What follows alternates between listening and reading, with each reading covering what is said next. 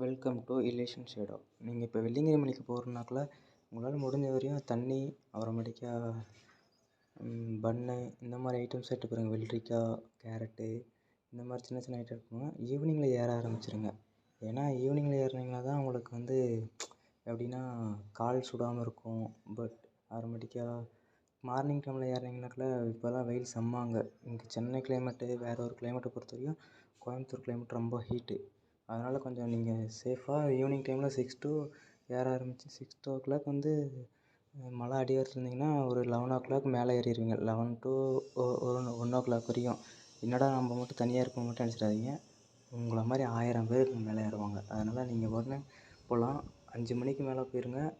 அதே மாதிரி அங்கேயும் போயிட்டு மேலே நான் ஒரு இடம் ப்ளேஸ் பண்ணியிருப்பேன். அந்த இடத்துல போயிட்டு சும்மா ஒரு நாள் நீங்கள் போன வேகத்துக்கு கோயிலை பார்த்தீங்கன்னா ஒன்றும் தெரியாது. அங்கே ரெஸ்ட் எடுத்துருங்க. அப்புறம்லாம் நிறையா இடம் இருக்கும். அங்கங்கே ரெஸ்ட் எடுத்துகிட்டு மார்னிங்காக போயிட்டு சாமியை பாருங்கள். சாமியை பார்த்துட்டு ரிட்டன் வந்து இறங்கும்போது திருப்பி அங்கேயே ரெஸ்ட் எடுத்துருங்க.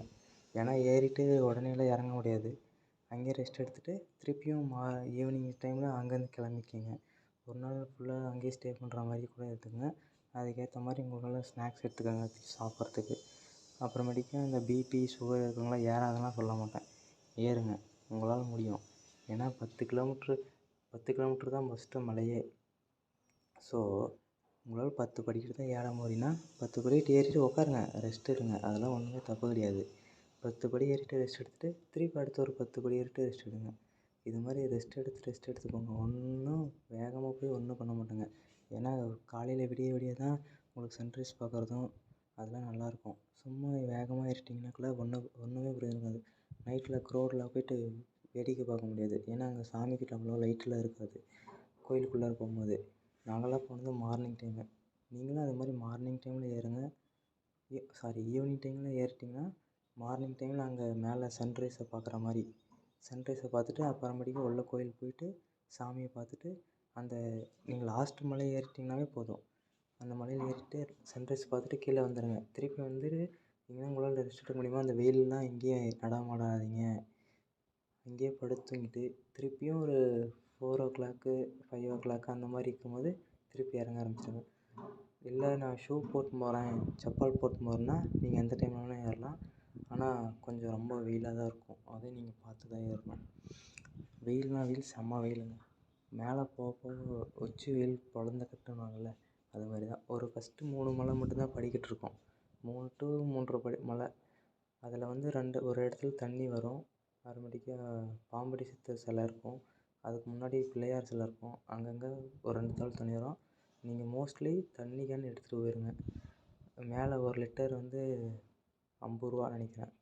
நாங்கள் எங்கேயும் வாங்கவே இல்லை. ஆனால் நாங்கள் பார்த்தோம். என் ஃப்ரெண்டு வாங்குறத பார்த்தோம். 1 லிட்டர் வந்து 50 ரூபா. நீங்கள் அதுக்கு இங்கேருந்து எடுத்துகிட்டு போயிருங்க. நைட் டைமில் போகும்போது தண்ணி வந்து செலவாகாது அவ்வளோவா. ஏன்னா அவ்வளோவா வேர்வை இருக்காது. நம்ம வந்து டயர்டாக மாட்டோம்.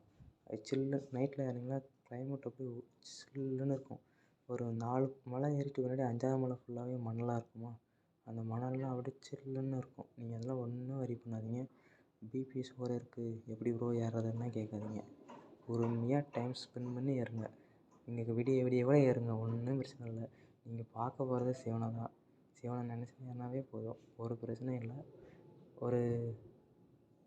என்னால் நடக்கவே முடியலனா கூட பரவாயில்ல, பொறுமையாக உட்காந்து இருங்க. சின்ன பசங்களாம் வருங்க, 5 வயசு பசங்களாம், 5 வயசா ஒரு 10 வயசுக்குள்ளே இருக்க பசங்களாம் ஏறுவாங்க. அவங்களாம் ஏறும்போது நம்மளுக்கு தைரியம் வந்துடும். நீங்களும் ஒன்றும் வரி போடாதீங்க. பொறுமையாக உட்காந்து இருங்க. ஒரு மலைக்கு ஒரு டைம் உட்காருங்க.